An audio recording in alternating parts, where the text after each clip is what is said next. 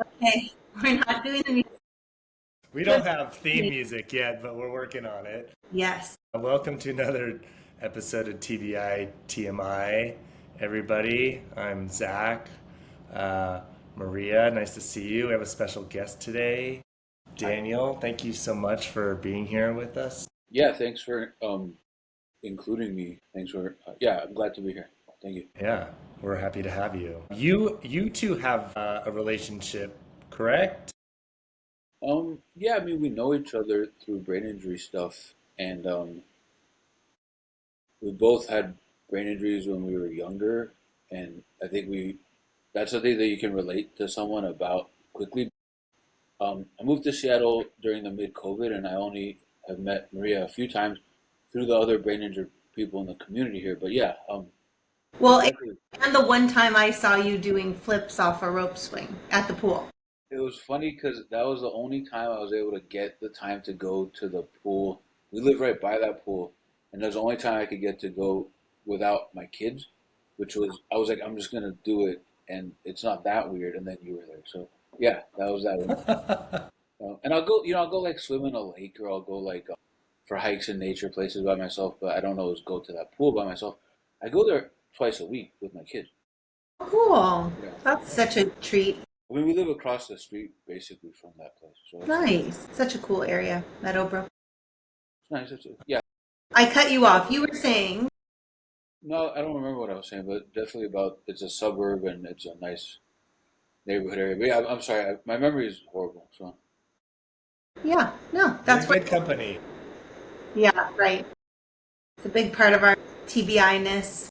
yes, If it's not too much trouble, do you mind giving us all and our listeners just like maybe a summary statement of your experience and work yeah, with of course, brain injuries? sure. So I had a brain injury when I was 18. I was coming back from the first Coachella concert, and my friend's car basically lost a tire and flipped and landed. I don't know. I've heard it landed on a guardrail or against a post. It was on the highway that it happened, and it was going fast, like 70, 80, and it landed right above my head. And they thought I was dead, but police got there. This is in like Riverside area. The police got there very quickly, and then a helicopter got there very quickly, and I was flown out to Cedar Sinai and in surgery and like very quickly. So I think that saved my life. And I had a Mhm. subdural hematoma. About a third of my skull was removed, and this was like the Wow. third week of college. I had just started college, and then it's kind of it's too much to explain all at once. But it's like so I had the brain injury, I had the ICU, the long recovery, and then my recovery was pretty quick. And there's a certain point where I remember like, okay, what's happened to me? And is that there was vision therapy for my double vision and a speech therapist that these both were therapies about 6 to 8 months of what started a 7 year process of trying to make sense of what happened to me, being able to and then working on it to improve. And the nature, like I say, the nature of relearning is different than learning. And I just was like in my head focusing on improving. And I learned a lot of tricks to like act normal or more specifically act like people didn't understand what I was dealing with. So I just acted certain ways to behave and deal with my problems. And then about 7 to 11 years after my brain injury, things really changed and it got better. Like I'm never normal, but I got to like the point where everything I worked on is like back. And then I got into neuroscience because I was trying to understand what happened to my brain, and that part also I was hiding because people in the neurosciences didn't understand that. And I'm still on this like journey of talking to people, trying to build awareness because I did my PhD, I did a postdoc, and people still it was like okay, the only people I met that know what I'm talking about are brain injured. So yeah, I was gonna say, Maria and I had talked about talking about parenting with brain injury, and I can say that I want to preface that discussion with the idea that if I was the way I was, let's say the first 5 years after my brain injury, I couldn't parent. It would be extremely difficult, and things I still have problems, and they've changed. So now the problems I deal with as a parent, I had my kids in my 30s. It was just way different than if I would have been brain injured right and then had kids right then. It would have been I don't know how I would have done it. So I just want to preface that I'm a lot better now, but I still have very specific problems. So yeah, Yeah. Well, thank you so much for sharing. I mean, I got to say, like, thank you both for the work that you do for brain injured people. I mean, I had my brain injury, and because Maria and I were friends, I was getting really nowhere with the healthcare system and getting any help. And I'm so grateful to you, Maria, for providing solutions and understanding what I was dealing with, because I think, like you said, Daniel, so many people who are working on this stuff didn't experience it. And so there's like a lack of empathy or sympathy or a real understanding for what the day to day is. So thanks to you yeah. both for all your hard work. And sadly, Yeah. what you just said is well, you're welcome, or thanks for saying that. And I agree. That's been my experience and almost all the people I meet. And the clinicians that I had that helped, it was like siloed help in this realm and siloed help in this realm, but anything in between, they really didn't understand. And I learned that that's most often the case. So yeah, Yeah. Yeah, and I'm glad you brought us, back to our topic today, which is parenting. And that's such an amazing point. I think Daniel and I, and technically Zach, we all had our head injuries before we became parents. And so I think that is another difference, that if you are your neurotypical self, for lack of a better word, and then have a severe traumatic brain injury or mild traumatic brain injury, or any kind of head injury, I should say, that's going to really change the way that you parent. And there's not a ton that we can tell you today, but I think there might be some that we can tell you today based on knowing how we felt in the early days of our own brain injuries and what might have helped if we did have children, but also what we know as people who know ourselves as a person with a brain injury, if that makes sense, right? We know our brain injuries better. So we can pick skills and stuff that actually help us. And I think that's really the meat of what we're going to be talking about today. And Daniel, thank you again for being here and sharing your insights on the matter. cool. Yeah, I'm happy to talk about it. This is a harder topic for me. The first 7 to 11 years, I've had so much time to have a retrospect on it and make sense of it. But the Totally. last 7 years has been much more emotional and different. Like brain injury has this, for many people, this evolution that continues to change. So my son is 7, and the emotional stuff I'm dealing with now, I think, started when he was born. Yeah. Yeah, so it's like I'm only now having some ability to reflect on it in a way that I'm like, oh wow, um, it's just brain injury stuff continues. I mean, it's the same. I still have a brain that was injured, so I just live with it. That's right. Yeah, and to I don't know if we've talked about this, but I have a 6.5, almost 7 year old Yeah, boy, and so I think it's also not to overwhelm our listeners and not to overwhelm us, but there was also this huge COVID that was happening when we had 1.5 year olds. Was so difficult because for many people with brain injuries, when things get difficult, we isolate. And so if you already isolate because things are difficult and then you're forced to isolate because of COVID and you have small children, whoa, is that a lethal combination? it is much more difficult, and so I would say yes and or yes, but if for me it fit my superpowers of being ostrich, and I isolate well, like I isolate and I'm comfortable. And then my wife was working, and I spent like 2 or 3 years. No, it was about 2 years in the outside in 2 rooms with my son, and it was a crazy time, but it was like if I didn't have the ability to be alone, and I was like it was weird. I was like stretching, playing with him, and I started a weed habit that wasn't so healthy. For that time, it was actually really good because I just spent like sometimes 5 to 8 hours with my son every day. We go to this parking lot and play with these berries and crush them, and it was like that's what we did. So I was like, I just think if I was put in a room by myself, I would do better than others. So in that time, it was weird, but it worked, and it wasn't.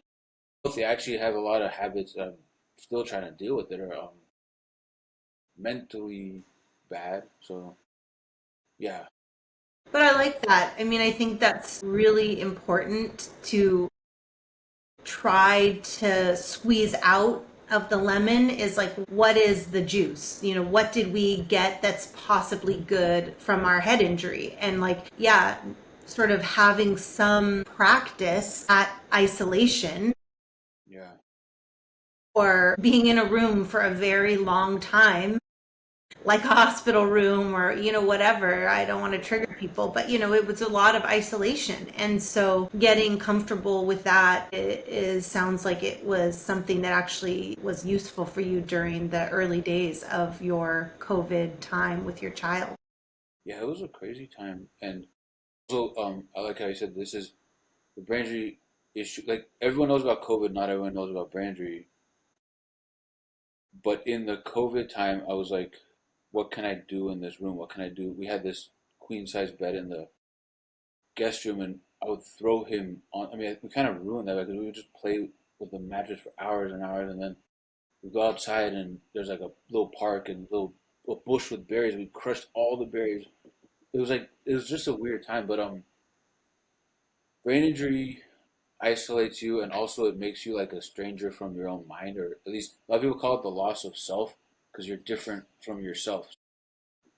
That's where I think being isolated, or being able to be isolated and being able to be in my own head, and then having my mind be different. I called it my mind was not my mind because it wasn't. It was like not my head anymore.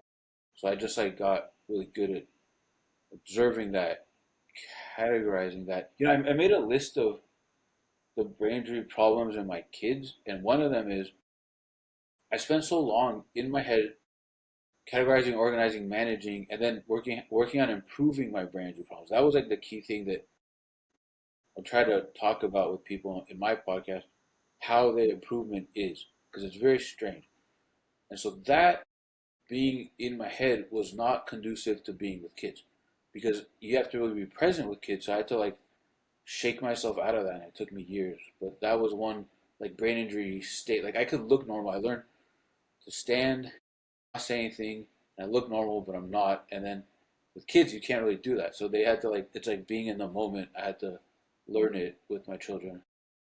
I have two. I have a 2 year old girl, and she's like so much energy, and she pushed me more than my son, who's 7, and that was the start of it was with him. So yeah, it's hard to explain it, but that was definitely something that they taught me, and because it's every moment, every day with them. You have to be there, and you have to really be present. You can't be in your head thinking about something else or in something else. Yeah, Can I ask just to maybe go a little bit off topic, but you said, about your mind not being your mind anymore. I wonder too for you, Maria, for both of you, like do you feel like you spent time mourning that previous self, that previous version of you that doesn't exist anymore? I mean, I know for myself, I definitely looked in the mirror many times thinking like, am I the same as I used to be? And my injury was much more mild than both of yours, but I do wonder if either of you had the time to do that as a way to like move forward. Maria, you can go. I mean, to be really honest, I don't think I did that. I don't really know that I even accepted that I had a brain injury in the early days because it really felt like this is my life. And when I was more isolated, at age 23, right after my incident, like being back in my parents' home, stuff like that, I was so depressed. Plus, I was living in this brain that wasn't my brain. Those things really I can identify with very clearly. So instead of really processing that at the time, I was like, I need to get moving. I need to not be here anymore. And I think I've mentioned this before to you, Zach, but like I can remember being back in Manhattan, being on the subway, just openly sobbing, just on the, and not because I knew why I was just so sad or so overwhelmed. And yet I think there was also a part of me that was like, but I'm participating and I'm doing what I should be as a 23-year-old. And I don't, it feels not great, but certainly not drawing the lines of I'm grieving how this may have felt, or this is my brain injury. It was just like, forcing myself to do certain behaviors because I had a lot of fear about what would come of me if I just stayed put and sat in the feelings. Yeah. Yeah. Um, I actually relate with that a lot. I've yet to experience that kind of loss of self grief. At 17 years after my brain injury, once we moved to Seattle, so I had this 7 to 11 years of rebuilding, repairing, needing to restore. And then at the 11-year mark, I'm like, look at me, I'm normal, I'm participating, I'm alive. And I had before that, well, at least I'm alive. And also, my brain injury broke so much in me. My mind went to the idea that all of these things that I thought are real are actually just products of my brain. I didn't hurt my body, I just straight brain crushed. And it was like all these things, reality, senses, my thinking, my inner thinking, the double vision. There was a lot of problems that I had that when I pushed, it would get much worse, and then the fatigue and the passing out, can't function.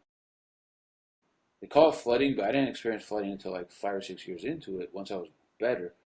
Point being, no, I didn't feel anything, and I believe the term is alexithymia with brain injury, because at 17 years I got hit with this holy, as I have no feelings about what happened, and then began the feelings process, and that's also when I had this real extreme depression. The feelings all hit. What Maria said reminds me. The feelings all hit at the same time, but I didn't know how to process them.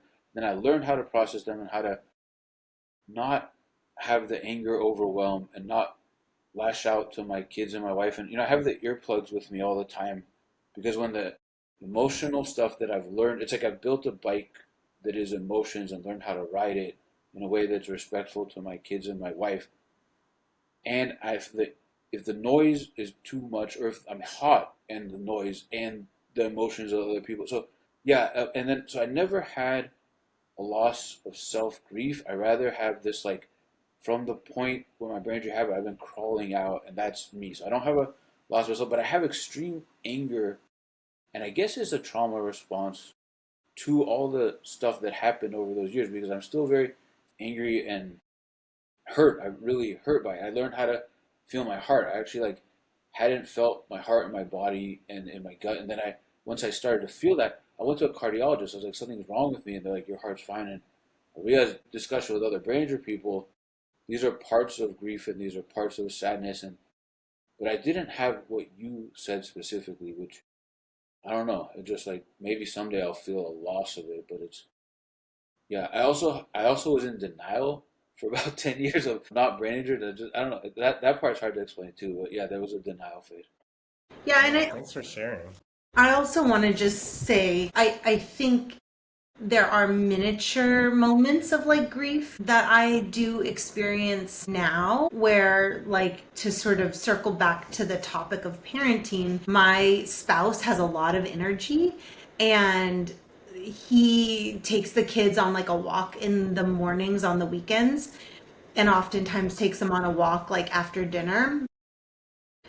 I in both of those situations, because it takes me a while to wake up really in the morning, and it also takes me a while to, well, not doesn't, what in the evenings, starting around like 2 or 3 or 4, I'm pretty fatigued, and so those kind of times for activities I can't do. And he is doing this so that I can take a rest and take a break, which is so nice. But like, I want to be a normal spouse and a normal mom and go on the walk and go to the park after dinner and have that experience. So there's a many things like that that now I see them and I note this is because of my head injury. My fatigue is a direct symptom of my brain injury, or my difficulty with word finding and difficulty cognitively in the morning is all part of my head injury and transitioning from asleep to awake. That's a symptom of my brain injury. All of those things make make it harder for me to be the kind of mom I wish I could be, or the kind of spouse I wish I could be. So I do grieve those things. I do feel sadness for those things, but I don't think that, yeah, I don't know that I've properly grieved them in conjunction to the like mourning my head injury in that way. I don't know if I have. I think the not being there or wishing you could be there with your kids on the day to day. I feel a lot of pain and sadness, and I think I learned how to feel. And the feelings are oversensitive now with my kids and with my wife. We go to the pool, and the pool's been changed to a teenager swim, so we couldn't go in. And I felt so bad. I'm like, just shake it up. Why do I feel so bad? And the emotions stay with me for not 2 days, but I had this like stickiness of emotions where they people say emotions are supposed to like, oh, go away like a leaf. It wasn't like that. And then with my son's soccer team, he's on a new team. They're really bad, and they lost against his best friend's team that is like just amazing players. And I felt this like sunken feeling, and I was like, why are you still? But yeah, point being, in the moment, in the day to day, this stuff is sadness and grief. It's there, and it's also with our family and our loved ones. So I think that's a different form of grief than the loss of self. From yeah, it's weird. Yeah, I can identify with that. I let that term stickiness of feelings. That's interesting because I definitely feel like I have that problem, and I kind of question whether that's specific to brain injury or sort of a little bit of upbringing stuff. But I had a very similar experience at the pool where I was basically kicked out of the pool because of a water polo team, and then I was fuming about it for like 2 days, and Yeah, my yeah. wife was like, let it go. It's their pool. And But it's you the said I adult. could swim in it. Yeah, it's the adult thing to do. Oh, let it go. Like that happened. That's part of me will tell my son, okay, it's good to be on a team that isn't so good, or it's good to lose. It's good to have. Now we learn a lesson. But meanwhile, I'm I'm not the emotional gears stay for days, and I'll drive. Yeah, it's really weird. And I've met other Branger people that have that. I believe because there was a time where there was no emotion, flat line, no highs, no lows, and I was just acting as if, and I was like a robot trying to be normal. And then I was like, oh, I'm back because it changed. I wasn't like that after like let's say 7 years. Once the emotions were there, then it was totally different. So I can feel the stickiness, and I didn't expect the stickiness, and the stickiness was worse too. My wife would say something, I'd be driving around for days thinking about it. It's like, why can't I let go of this?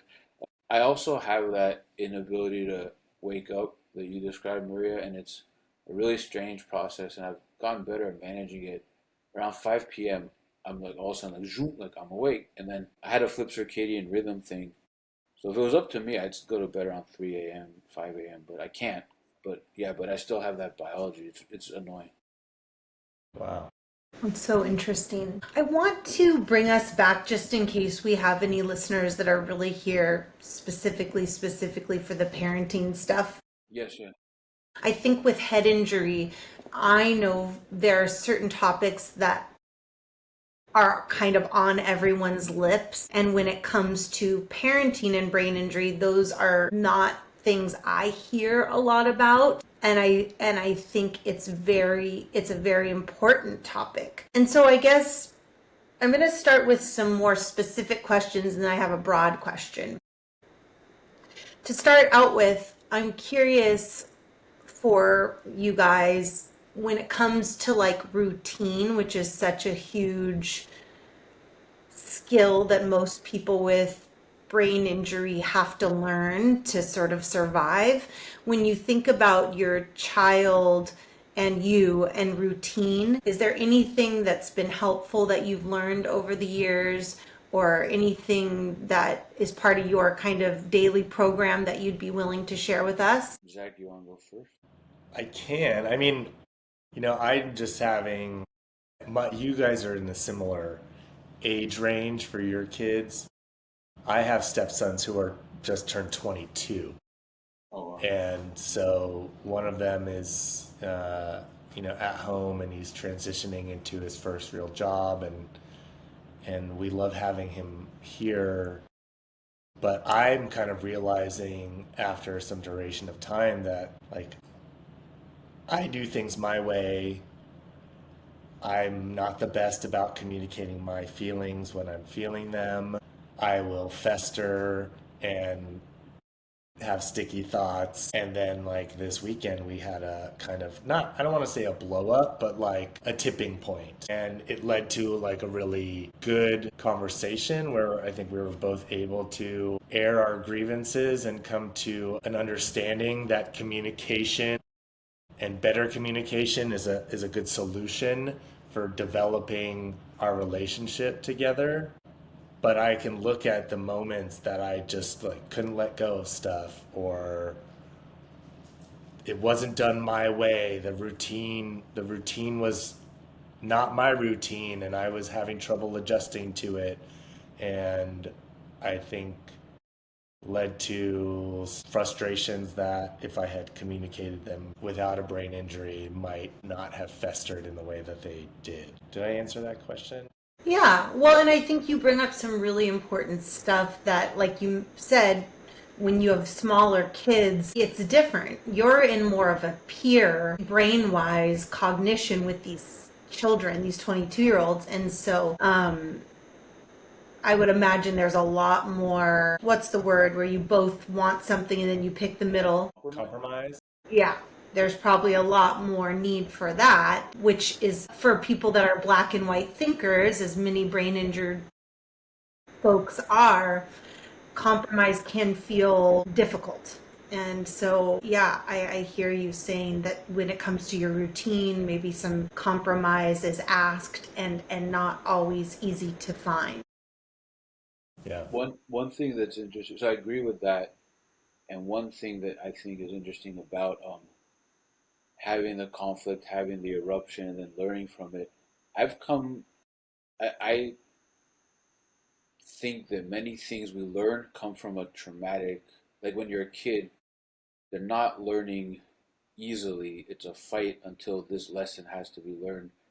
At least that's been my experience with two kids so far, and my siblings. So that like traumatic learning point, I wish that there was a learning. There is a learning that is non-traumatic, that's like gradual and supported, or I don't know. But mainly, it's things go wrong, you have to figure it out, and then there's trial and error of how to do it, and then the learning to compromise, being forced to compromise, being forced to do it. Like my kids are extremely stubborn, and I think all kids are, but my kids are too. I'm stubborn, and my wife is stubborn, and my kids are more stubborn. So it's an interesting process. I can try to answer the question. I would say that part of my process, because I was the oldest of four, and I remember like changing my youngest brother's diapers when I was a kid. Part of the process has been very easy for me to have kids that wasn't easy for my wife. And then a lot of it comes from her suggesting the routine, doing the work to set it up, and then I'm able to stick to it. But I have to learn it first, and I have to make sense of it. And I have almost no routine. I've not been able, like, I've had when I was working, when I was in my rebuilding, it was like phases of my life where I had routines to survive during that time. But really, it was like living like a workaholic and not good. And then with kids, I had to learn it through my wife, through some argument, but I don't conflict with her on that because I know that I don't have those skills, but then I have to learn it and then I have to act to complete it. So it's been largely driven or shaped by her, except for the things that come easy for me. And that, and those things, I'm really good with the kids, playing with them, going outside, having fun. And I love my kids. It's a lot of work, and some things just came naturally, and some things I was like, I don't have routine, so she built it, and I abide.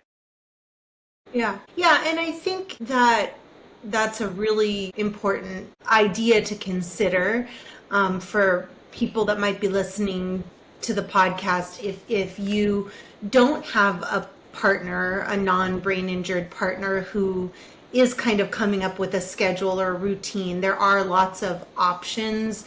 If you are to Google that, like there's a ton of different options for schedules for all different ages, even down to like 0 to 3 months I've seen. And there's a woman, I think her name is Cara Baby, and I can put a link below, but that she really does outline schedules for sleep and for things that really help children to regulate themselves, which sometimes, if you have a head injury, I know for myself, self regulating can be difficult, whether it's emotional or it's fatigue. It can be difficult to stay balanced for me and stay upright for me. And one of the most important things I know I have found, because I can really struggle with feeding myself at proper times. And if I don't do that, then my mood really is impacted. And I've noticed this is really true of my kids too. And they actually need more feeding times than me, which can be really mentally taxing to have to make sure I'm remembering the time to feed them and also have the food to feed them. So, there was a long time period where I would set alarms on my phone for breakfast, snack at so breakfast at let's say 7 a.m., snack at 10 a.m., lunch at 12, another snack at 3, and then dinner at 6 or 5. Those timers really did help build a structure. I don't know if you guys, for yourself or for your kids, I'm guessing more for you, Daniel. It's weird because I think I'm still bad at that on the weekend. I don't know, like I feel like my kids are like kind of like this whirlwind that once I'm like, okay, now it's the weekend, I'm doing the kids, I'm just like, and then we don't eat at a regular basis, but they'll tell me when they're hungry.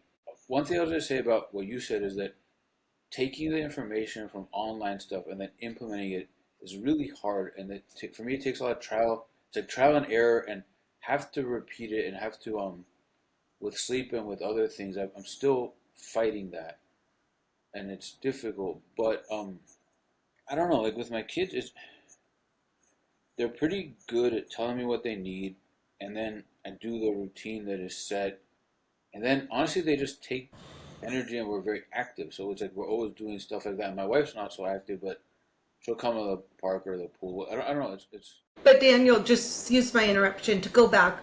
sorry. Yeah, I don't know if I answered. Oh, no, I just want to make sure. I'm suggesting if you are, if a listener is not able to come up with a schedule, because it's very hard sometimes to come up with a schedule for the age that your child is, Yeah. that there are some sample schedules that I've seen and I've done for my own children where I look at, okay, like when I had a 2.5 year old, I'd put into the internet 2.5 year old schedule, and it would say feed them at 7, then snack, then play, then take their nap. Those kinds of things can be hard, I think, as a brain injured person myself, to pull out of thin air. I'm like, I don't know where we're supposed to get this rubric. And so I think there are other people that specialize in parenting that can give you that routine. And then yes, it's still very hard to follow it, but I think it can make for a more stabilized home sometimes when you are following those, if you have smaller kids. That's great. Thanks for clarifying that. And yeah, that makes a lot of sense. Maybe I didn't run into that problem specifically, so I don't know Well, that one, but that makes sense. Yeah. it sounds like maybe your spouse, she came up with a schedule that you guys use or a routine that you kind of use, a version, some sort of thing, or no, did I get that wrong?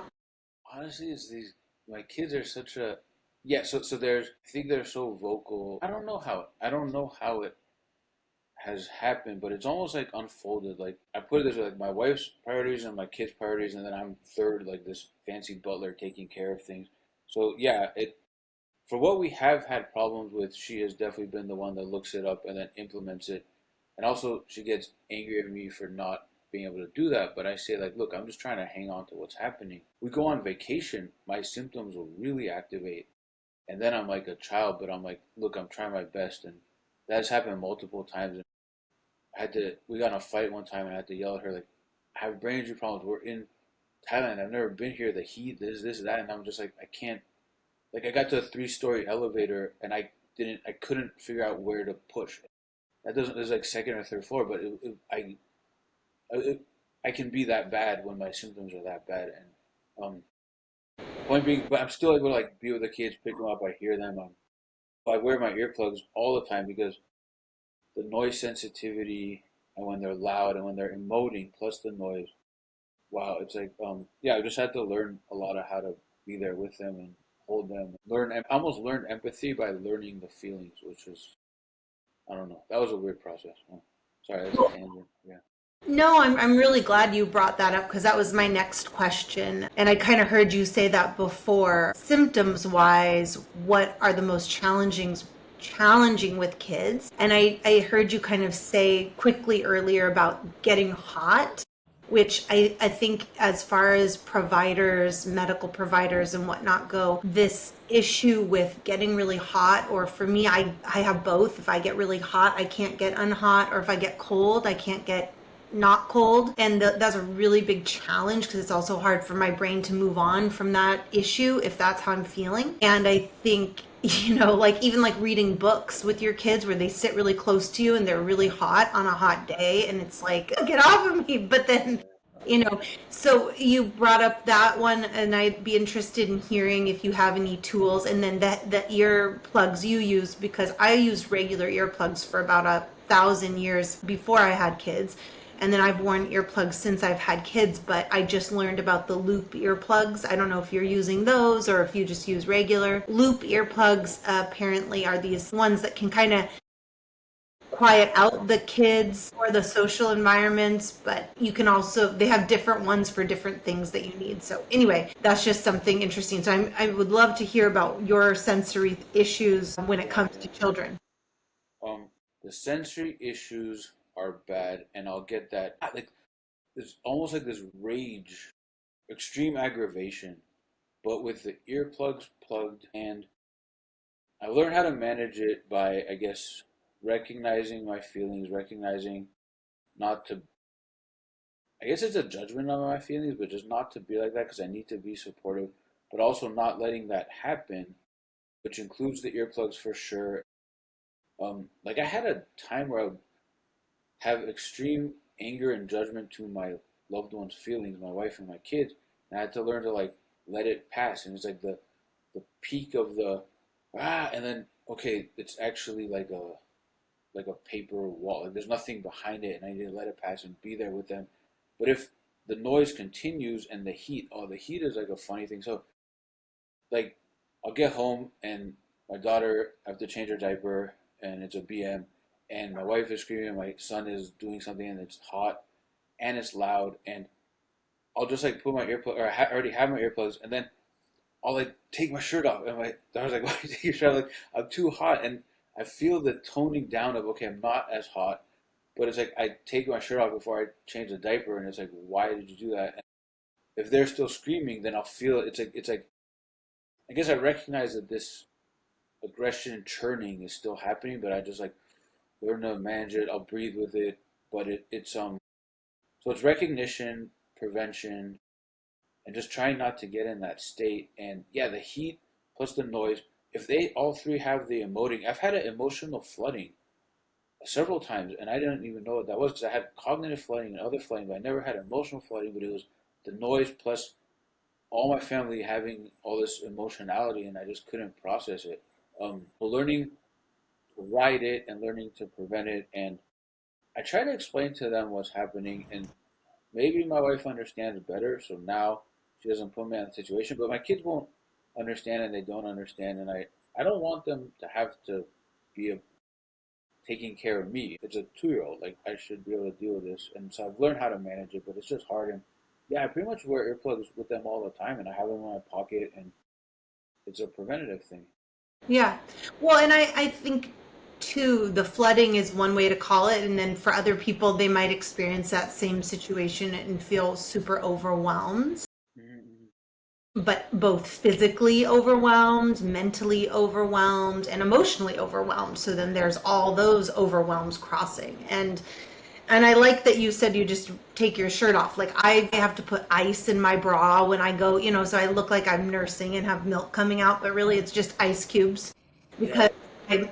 it's the only way to cool myself down, or wrapping rags or sleep on ice cubes, all those things. So I totally, I'm very afraid of menopause because I hear that women have that anyway, and I'm like, sounds like it's gonna be a rough time. I Zach, do use you the get? ice. Okay. Well, I was just gonna say I used to ice pack and I still have the ice packs, but I don't use them anymore. I just a cool floor and I just take my shirt like yeah. Yeah.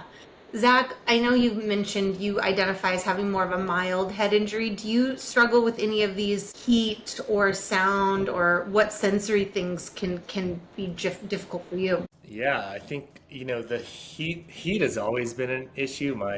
In my family, separate from a head injury, my mom calls it heat intolerance. Yeah, Good, well, like that line, heat I and like warmth. that. But I'm smiling a little because it's refreshing to hear that other people get like overwhelmingly hot. And I'm sorry that you experienced that, but I feel like I'm in good company there. The sound stuff that is jolting and triggering, I mean, definitely post injury sirens are just brutal. Just in the house when, like plates are carelessly put into the sink, or like, silverware or door cabinets slammed shut, it's always like a little jarring, and I kind of have to sort of, it almost like takes me out of where I am and have to do a quick mental exercise of like, you're in your home, you're safe, like it was just a noise, go back to what you were doing. So it's like a 4-step process, honestly, which is so weird to think about when you break down the emotion and the response to that. Yeah. Yeah, even like the dog door will slam shut or open, and I just will kind of like turn to look at it and go through that process as well. I hope I answered the question. I am kind of curious. We've talked about all the difficulties that being a brain injured parent cause. Do you find any sort of benefits? Are there any times where you think, man, this brain injury is making me a better parent or helping me with parenting? In any way, is it a superpower at any point in time? I mean, you say you really enjoyed smashing berries with your son during COVID. Like, that sounds pretty fun to me. I'm just curious if there are any other instances where what you've experienced provides insight into your parenting experience. That's a that's a good question. So I want to say that I used to have the time where the plates and the dishes, the noise was like arrows, and I couldn't deal with it, and I've learned to deal with it. So now the noise that I have with my kids is different, and I'm learning how to deal with it. Back to your question, in my relearning, or maybe it was learning how to feel, my daughter, I feel like I had no emotions, no highs, no lows, and through my daughter and my kids and my wife, I've learned how to feel the pleasure, happiness, I don't know, like good feelings, the feelings of positivity. It's given my life some, I don't want to call it purpose, but some ways of being that are enriched. But it wasn't automatic. And I honestly feel like with a brain injury, it's like I'm always in this like churning of a brain injury and then life and then pretending. It's not negative, but it is generally somewhat difficult, and I wish it wasn't so difficult. And I think kids will do a lot of things that'll aggravate things. I have to do this, now I have to do this, now I have to do this, which is hard. But yeah, my kids have given me access to my emotions. I think access to empathy. I didn't want to, I knew how to be sympathetic, but I didn't realize how to be empathetic. And the emotional feeling of it definitely came from my wife and my children and my daughter. Like I think I learned how to cry by emulating her because she'll just cry and like it's weird. Like, I don't think I cried for like I say 13 years, but really I think it was like 15 years. And then when I tried to kind of like I don't know how to do this, and I learned how from my daughter, and so it's much more of a full life because of my kids. But I just wish it's hard. It's harder. I think it's harder with a brain injury. It's hard to have kids and it's hard to live an adult life, but it's brain injury just makes it more difficult. And yes, there is love, and I have learned positivity. I've learned, wow, like to be in the moment and real pleasure and like this.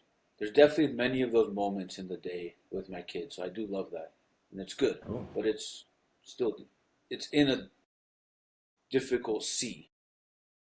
Yeah, cool. Maria, what about you? I mean, well, it's funny you said it's in a difficult seat because I think when you have little kids and, we didn't even get into all the different sensory things. We don't have time for that. That's another podcast for us. But it's hard right now because one thing I can't stop thinking about is my son just learned to whistle. And so he's going around the house and he does it backwards, like, but it's this sound that is like, it's the same as when people like tap their fingers or their pen. Those are the sounds that really get in me and make me so irritable. And so I'm wearing my earplugs around, but it's a wild thing. And yet I'm so happy for him that he learned how to whistle. Like that's such a fun skill to have in life, and just kind of, makes me happy knowing that he's happy and whistling around. So, I have two, for me, parenting silver linings of brain injury. On the one hand, I think I was never uptight at all before my brain injury. And granted, I was young, but like nothing offended me. I was very loosey goosey about things. And now, like, if someone gives me a task or if there's a challenge with my kid medically or otherwise, I am a dog with a bone. I am very like ruminating, obsessive. I don't stop until the solution is been found. And it's not exactly pleasant for me, but a lot of things aren't pleasant for me with a brain injury. And it does, I think, in fact, benefit my kid. I hope it keeps them safer or it makes them healthier. And so I'm trying to think of that as a positive. And then the other thing is just like, I don't know. I think other people do get this, other parents, but I get it a lot where like I will be looking at my kid and either I'm just looking at their little face and their little nose, and it's like my whole body feels like I don't know if you've ever had an MRI where they put that iodine in you and it feels like you're peeing all through your body, like all through your legs and everything. It's like a happy feeling of that warm pee feeling through your body. That's how I feel like when I just like looking at my kid's face sometimes, or like we'll be walking to school and just like their hands are so sticky, and I don't like how that feels, but I also am like, oh my God, their hand is so little. So there's a lot of like moments where I'm truly present. I'm not, usually when I'm with my kids, I'm not thinking about work. I'm not thinking about the other bad things in my life or in my day. I'm pretty able to be hyper focused on them, which is in this case, I think probably good. And I feel lucky for that from my head injury, and that I can zero in on little things that are special about them. So yeah, and Well, thank you for sharing that. I'm gonna say one last thing. Sure. Sorry. Just we talked a while ago about how brain injury can really take away your innocence and take away your kind of belief in good things. And I think having a little kid, you really get to see good things and truly like the true experience that they have of things and believing in stuff. Yeah, I relate with that, and I relate with the moments of I learned how to feel, to like feel my heart in a way of pleasure through seeing the cuteness and the adorableness of my kids, and I was like, wow, like I never, and I had to like ruminate on it and exercise it to even be like, oh, that's a real feeling. Yeah, I got it from my kids, and it was that was good. That was truly helping my life. So I don't know. The other thing is to accept that they're a different person, different mind, different. Just their learning emotions from my kids has been helpful. Learning empathy has been painful but helpful and good for me. So I love. Yeah, I'm very. I think also it's like we're fortunate to have a family. Sometimes it's easy to not think about that, but it's absolutely the case. And little kids, like watching them grow. For me, I still think of it from a brain injury perspective. Because like, oh, this is that part of them is coming on, and then I'll remember how I injured that, or I don't have that, or I have a weakness with that part of me. So it's just, I mean, brain injury kind of infiltrated my life, so I still have to deal with it. Yeah. Well, thank you both so much for your time today. I feel like this is maybe a good stopping point, and I think Daniel, we'd love to have you back on another episode or join you for your pod at some point. Yeah, I'd be happy. Yeah, Yeah, thank you so Where much. can people find? Um, so I have the Experiencing My Brain podcast, which is detailed discussion with brain injured people about, like you said, there's all the other symptoms. about their problems. The goal is to talk about the problems to help people realize what those are, because otherwise they go ignored. And then I have the Building Brain Awareness talk series, which is with clinicians, and I don't know, it's the outside world's view of brain injury problems, and that's on YouTube. I'll give you guys links. I don't have a website. I've never Send built me one. the links and I'll put that in the description below. Great. Thank you. Awesome. Well, I think we'll wrap there unless anybody else has anything they want to add. No, I'm good.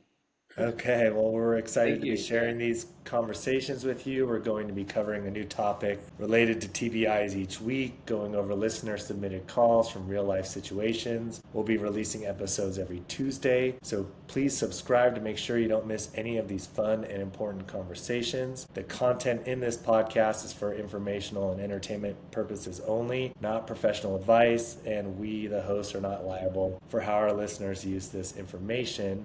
If you need more support, please contact a therapist or your medical provider. If you're having suicidal thoughts, please text 988 for support. Thank you, Daniel. Thank you, Maria. Thank you, Zach. Thank you. Thank you both. Yeah. Have a great day, everybody. Great. All right. Take Thank good you, care. listeners. Thanks, listeners.